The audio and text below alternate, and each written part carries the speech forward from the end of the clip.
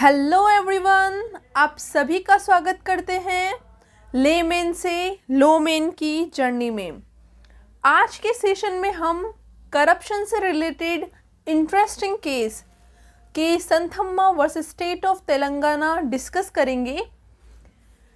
इसका सूट 2000 में फाइल किया गया था, जो कि अभी फाइनली सेटल हुआ है 2022 में सुप्रीम कोर्ट के द्वारा।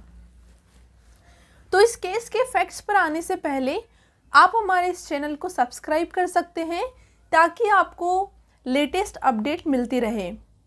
नियम्स कानून एक ऐसा प्लेटफॉर्म है जहां पे आपको लॉ से रिलेटेड सभी जानकारी मिलेगी और हमारा ऑब्जेक्टिव है कि लॉ मैन के साथ साथ ले मैन तक देश के नियम कानून की जानकारी पहुंच सके।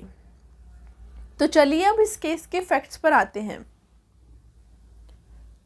इसमें जो अपीलेंट है के संथम्मा, ये कमर्शियल टैक्स ऑफिसर रहती है और इन पर आरोप लगाया जाता है कंप्लेनेंट 1 के द्वारा।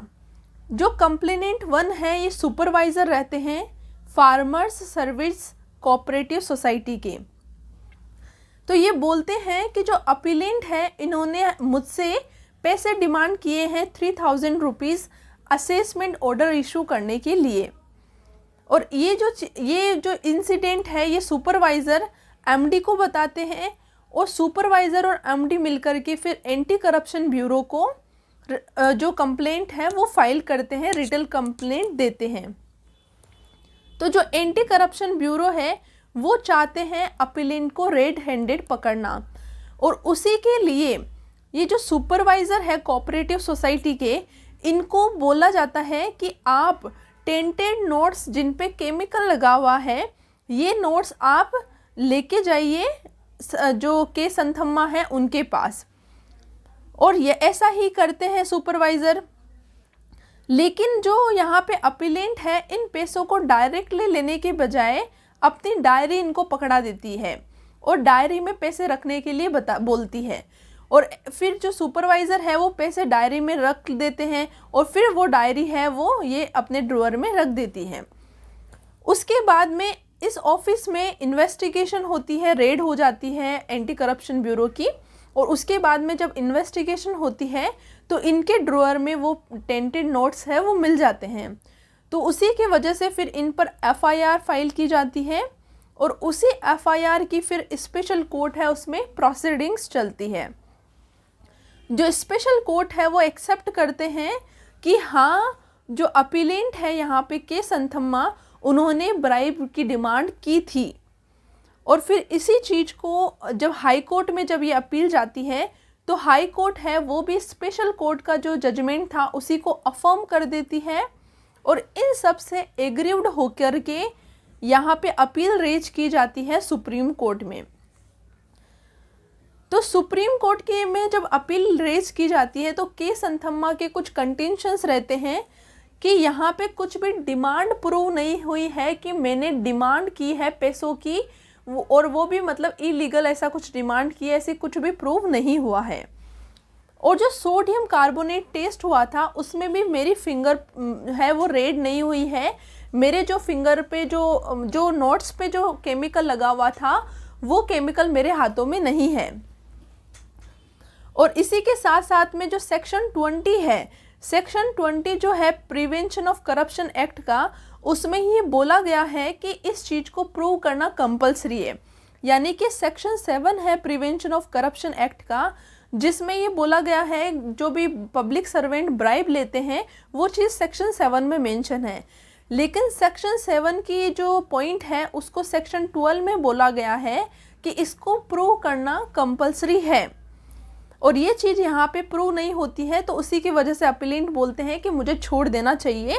और इसके साथ साथ में अपीलेंट का ये कंटेंशन रहता है कि इन्होंने नोटिस कर दिया था इशू ऑलरेडी सोसाइटी को कि आपको जो कोऑपरेटिव सोसाइटी है उसको इन्होंने ऑलरेडी पहले ही नोटिस इशू कर दिया था कि आपको इस बार का जो टैक्स है वो नहीं देना है।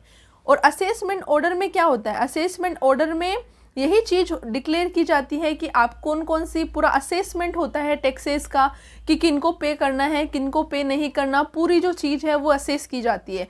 तो ऑलरेडी पहले सोसाइटी के पास नोटिस चला गया था कि आपको इस बार पे नहीं करना है।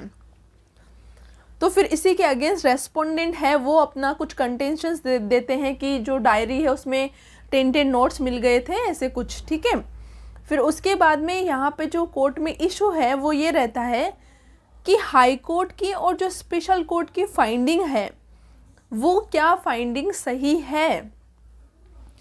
तो यहाँ पे सुप्रीम कोर्ट बोलते हैं कि सेक्शन 7 में जो ब्राइब का बोला गया है, उसको, जो ब्राइब की डिमांड का बोला गया है उसको प्रूव करना ज़रूरी है। और यहाँ पे ऐसा कुछ भी प्रूव नहीं हुआ है कि अपीलेंट ने ऐसी कुछ डिमांड की है या फिर अपीलेंट ने ऐसी कुछ एक्सेप्टेंस की है ऐसा ब्राइब का, ऐसा कुछ भी यहाँ पे प्रूव नहीं हुआ है, जो कि यहाँ पे साइने क्वा नन था प्रूव करना। और जो प्रोसिक्यूशन का केस है जिसमें वो बोल रहे हैं कि असेसमेंट ऑर्डर इशू करने के लिए अपीलेंट ने ब्राइब ली है, तो ये डाउटफुल है, क्योंकि जो असेसमेंट ऑर्डर है वो सिर्फ फॉर्मेलिटी थी।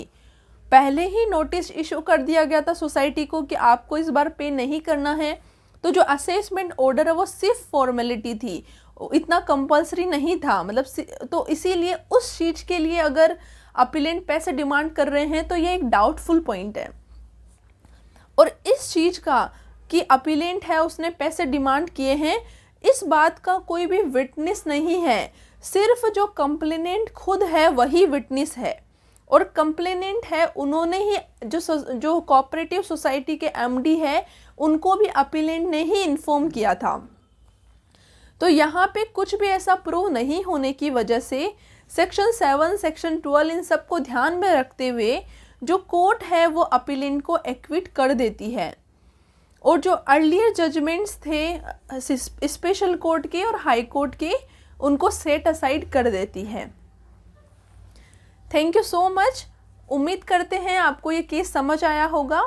और अगर आपको इस केस से कुछ नया सीखने को मिला है कि पब्लिक सर्वेंट पर अगर हम कुछ भी आरोप लगाते हैं तो उसको प्रूव करना किस तरीके से कंपलसरी हो जाता है, तो आप अपने फ्रेंड्स के साथ भी शेयर कर सकते हैं। Thank you so much.